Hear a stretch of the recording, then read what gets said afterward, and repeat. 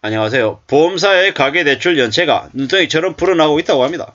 경고 등이 켜졌다고도 얘기하는데 보험사 가계대출이 늘었다라는 게 무슨 의미겠습니까?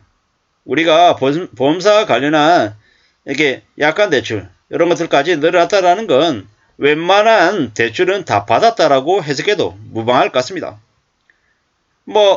연끌해가지고 집 사는데 주택담보대출 당연히 받고 마이너스 신용대출도 받고 내가 들어놓은 종신보험 이런 것들 담보로 해가지고 약관 대출도 받고 보험사에서 추가로 대출해주는 것도 받고 이래저래 다중채무자가 거의 된 거다라고 보는 겁니다. 다중채무자가 얼마나 그러던가요? 한 450만 명 전후 정도 된다고 하더라고요. 전체 금액은 얼마다? 599조. 거의 600조에 가깝다고 합니다. 시간이 좀 더 지나면 그 다중채무자가 450만이 아니라 500만도 되고 600만도 될 거라는 전망들도 많습니다. 보험사 가계대출만 연체냐? 아니죠. 주택담보대출도 연체가 벌써 54% 늘었다나? 이렇게 본 것 같습니다. 뉴스에서.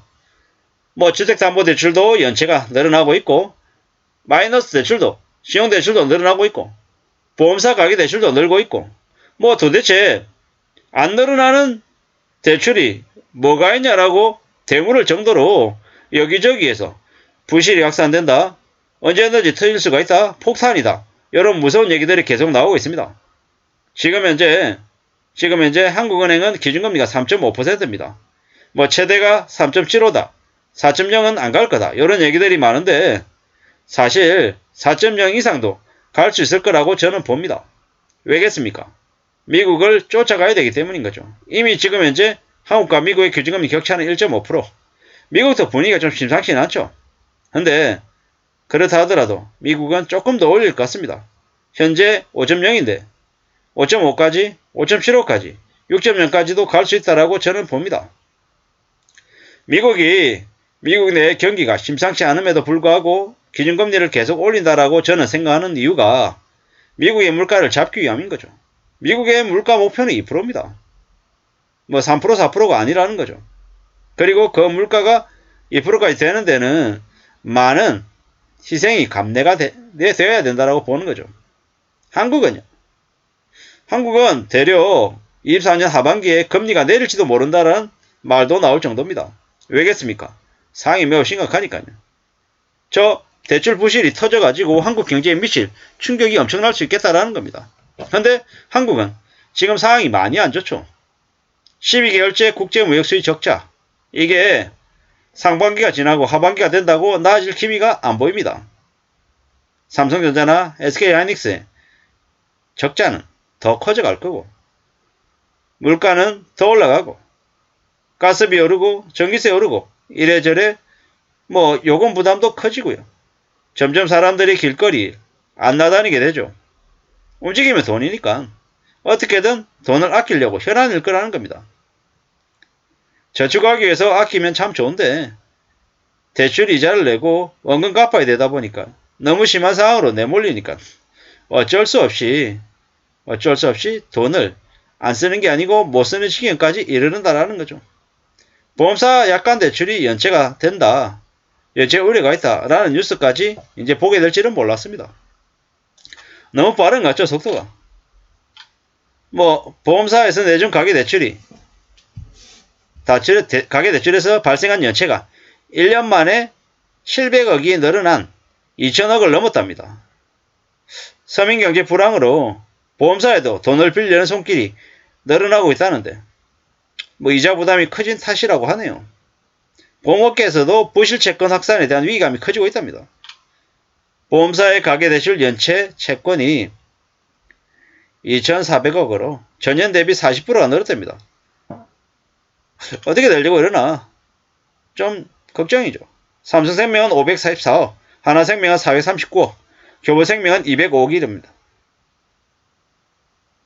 이게 어떻게 이렇게 봐야 되는 걸까? 결국에는 이자 부담이다. 고금리 때문에 대출을 갚지 못하는 차주가 많아지고 있다. 이렇게 얘기하는데요. 우리가 잘 알고 있다시피 미국은 2022년 6, 7, 9, 11월에 걸쳐서 4번 연속 금리를 0.75% 올리는 자이언트 스텝을 받습니다. 그리고 3월 달에도 0.25% 올려서 4.75에서 5.0으로 만들었죠. 뭐 한국도 계속 올렸었습니다. 앞으로는 저 감당 못할 충격 때문에 많은 사람들이 무너질 것 같습니다. 누가 뭐라 그래도 좀 더 정신을 차리고 살아야 될 것 같습니다. 이래저래 감당 못할 이자 부담 때문에 무너지는 사람들이 많다. 살아가는 게 얼마나 무섭고 얼마나 염려하면서 조심하면서 대비하면서 살아야 되는지를 이제 이러한 뉴스들이 이제 알려주는 것 같습니다. 어떻게 살아야 됩니까? 어떻게? 빚내는 걸 극도로 꺼리며 살아야 됩니다. 알레르기 반응을 보여야 될 정도다라는 거죠. 안 그러면 답이 없다라는 겁니다. 우리가 살아가는 삶을 잘 따져봐야 됩니다. 아무도 내가 가만히 있는데 부모처럼 엄마처럼 도와주지 않는다라는 거죠. 안 빼먹으면 다행이다라는 겁니다. 지금 현재 금융권들이 많은 사람들을 상대로 해서 이자 장사를 많이 했다고 엄청 두드려 맞고 있죠. 근데 확실한 건 뭡니까? 그들은 이미 기득권화 되어서 국민들, 보통 사람들을 상대로 장사하는 이들인 거지, 최소한의 사명감에 내는 것들은 없더라는 겁니다. 누굴 탓하겠습니까? 그러한 분위기를 만든 정부의 기조 때문이 아니겠냐라는 거죠. 앞으로 우리는 잘 생각해야 될 것 같습니다. 우리가 살아가는 삶을 어떻게 마음먹을지, 어떻게 움직여 나갈지 더 정신 차리고 더 조심하고 더 사려 깊게 지내야겠다라는 겁니다. 그거 말고는 길이 없겠다라는 겁니다. 뭐 이미 다 빚져가지고 이미 사는 삶이 다 거의 엉망인데 뭐 지금 와가지고 어쩌라는 거냐, 이렇게 얘기할 수도 있습니다. 근데 뭐 저런 사람들을 보면서 아직 걸려들지 않은 사람이라도 대출에 대해서, 빚에 대해서 두려워하고 겁내면서 좀 삶을 잘 챙겨 나가야겠다라는 겁니다.